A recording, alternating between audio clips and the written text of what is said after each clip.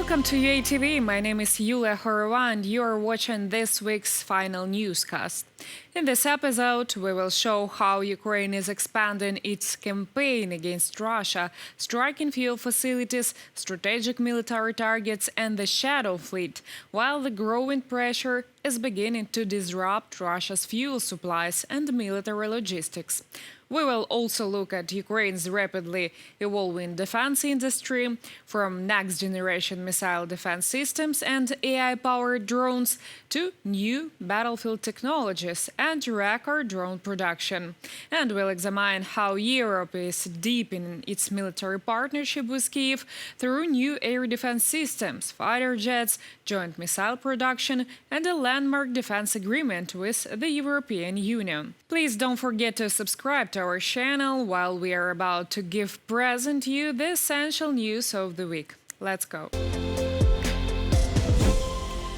This week, Ukraine launched another wave of long-range drone strikes against Russia's fuel infrastructure. One of the targets was a Lukoil oil depot in Russia's Stavropol region, a key facility used to store and distribute fuel across the country's southern and central regions. The strike triggered a large fire at the site. The same night, Ukrainian drones also hit an oil depot in the city of Tver, north of Moscow. Videos shared online showed flames engulfing fuel storage tanks as firefighters tried to contain the blaze. Ukraine says such strikes are aimed at disrupting Russia's fuel logistics and reducing its ability to support military operations. Another major target was the Gazprom Neftekhim Salavat oil refinery in Russia's Republic of Bashkortostan. Explosions and a fire were reported after Ukrainian drones struck the facility, located around 1,400 kilometers from the Ukrainian border. The refinery is one of Russia's largest, processing roughly 10 million tons of crude oil every year. According to updated reports, the strike forced the refinery to completely halt oil and gas condensate processing. Both primary refining units were reportedly put out of operation, while several secondary processing facilities and other key equipment were also damaged. Experts say repairs could take weeks or even months, potentially affecting the plant's operation for an extended period. Ukraine also continued targeting Russia's strategic military infrastructure. Overnight on July 16th, explosions were reported in the Russian cities of Saratov and Engels after what local authorities described as a Ukrainian drone strike. Videos circulated online showed drones flying over the region and multiple blasts. Russian Telegram channels and open-source intelligence analysts said the main target was the Engels military airbase. Later, Ukraine's security service confirmed that one of its long-range drones has destroyed a Russian Tu-95 strategic bomber at the airbase. According to preliminary information, the aircraft suffered critical damage after its tail section was turned off. The bomber had repeatedly been used to launch missile strikes against Ukraine. Ukraine's strikes on Russia's fuel infrastructure are beginning to have a visible impact. Authorities in Russia's Kursk region have introduced new restrictions on fuel sales based on vehicle registration numbers. Vehicles with license plates starting with an odd number can now refuel only at odd-numbered days of the month, while those with even-numbered plates are allowed to fill up only on even days. Officials say the measure is intended to reduce long lines at gas stations. Similar restrictions have already been announced in several other Russian regions, pointing to growing pressure on the country's fuel distribution system. The Kremlin has now openly acknowledged that Russia's fuel supply network is under growing strain. Dictator Vladimir Putin said Moscow is developing a new system to deliver fuel to temporarily occupied Crimea, effectively admitting that Ukrainian strikes are disrupting fuel logistics, both inside Russia and the occupied territories. Putin insisted the situation would eventually be brought under control, while once again threatening Ukraine with further long-scale missile attacks. His remarks come as Ukraine's campaign continues to put increasing pressure on Russia's fuel infrastructure. The fuel shortage is now beginning to affect Russia's military. According to reports, Russian commanders have imposed strict fuel restrictions on mobile fire groups and air defense units operating in temporarily occupied Crimea and the Kherson region. Some crews are reportedly being sent on missions with almost empty fuel tanks. When they run out of fuel, they are forced to abandon their vehicles and continue by foot. Several such cases have already been reported between Genichesk and Skadovsk, where abandoned military vehicles later became easy targets for Ukrainian drones. The incident suggests that Ukraine's strikes are beginning to undermine Russia's military logistics in the occupied territories. They say a good journalist should always look for the human story behind the headlines. This week we found one at a Russian gas station, where people were waiting in line, not only for fuel, but perhaps also for the brighter future they were promised when the so-called special military operation began. Russia's fuel crisis is no longer causing only long lines at gas stations. In the city of Chelyabinsk, a man tried to cut the queue to refuel. After being confronted by another driver, he pulled out a gun designed for rubber bullets and opened fire. The victim was hospitalized, in yet another sign that mounting fuel shortages are beginning to fuel tensions across Russia. Ukraine is continuing its large-scale campaign against Russia's so-called shadow fleet, which Moscow uses to export oil and other cargo while bypassing international sanctions. Over the past several days, Ukraine's unmanned system forces have carried out a series of strikes on Russian maritime logistics in the Azov and Black Seas. According to the commander of the unmanned system forces, Robert Madar-Brovdi, Ukrainian drones struck 46 vessels during just 3 operations, including oil and gas tankers, cargo ships, a ferry and tugboats.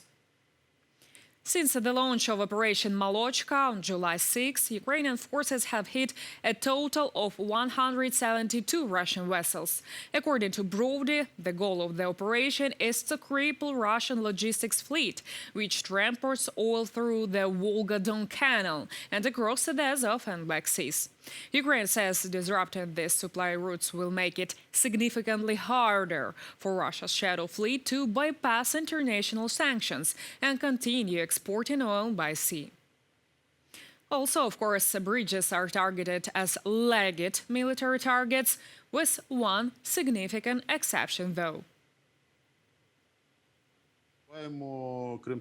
We are not touching Crimean Bridge in case if you didn't notice. Let them get out over it. Let all these millions get the hell over that bridge without stopping, into their Russia and drive far, far away beyond the Urals to live in peace. Ukraine's defense industry continues to expand at a rapid pace. President Volodymyr Zelensky says the country is now capable of producing around 10 million drones a year, with that number expected to double in the future. He recalled that Ukraine's initial goal of producing 1 million drones annually was once met with widespread skepticism. I remember the first time I publicly announced the state's goal of producing 1 million drones a year. There was a lot of skepticism, both inside the country and abroad. Today we can say that we produce 10 million drones annually, 10 million, and soon it will be 20. Volodymyr Zelensky, President of Ukraine.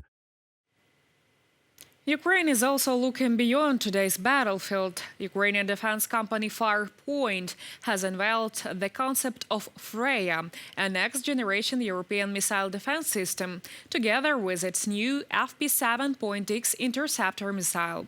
The company says Freya is designed to become a pan-European missile shield and provide a more affordable alternative to existing air and missile defense systems.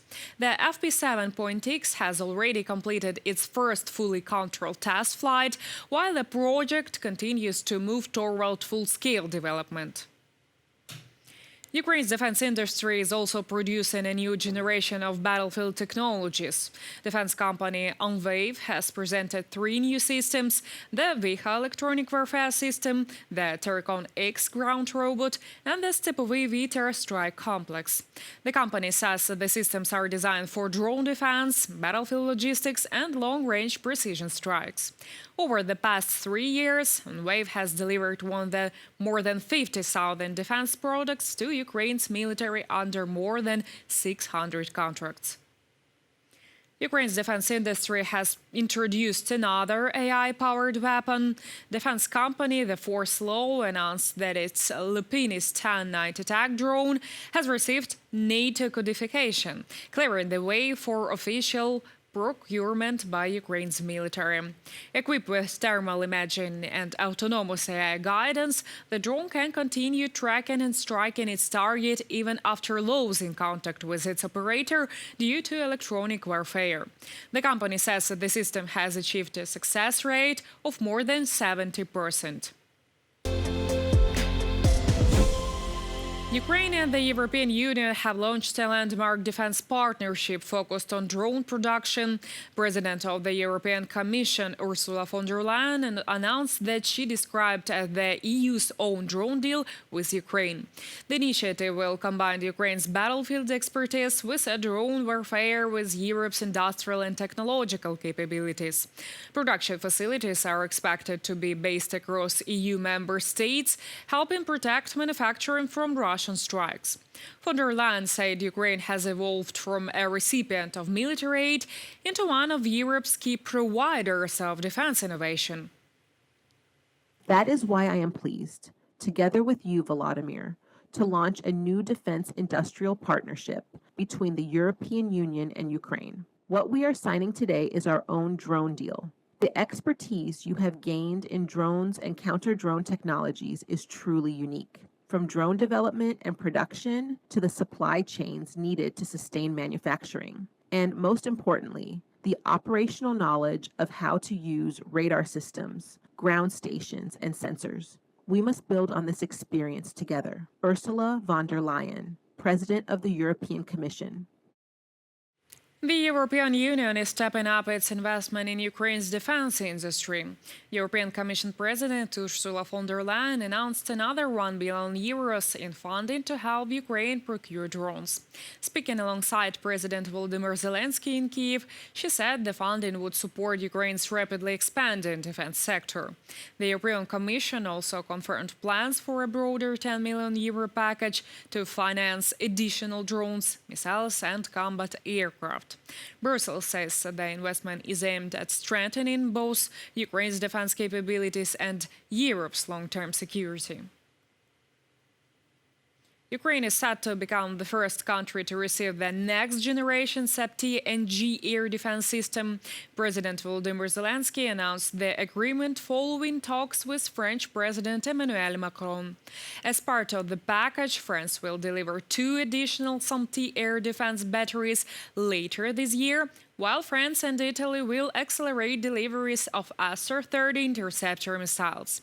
Zelensky also said Ukraine expects to begin licensing production of some of the systems and missiles in the future, marking another step toward expanding the country's domestic defense industry. France has announced plans to provide Ukraine with Rafale fighter jets.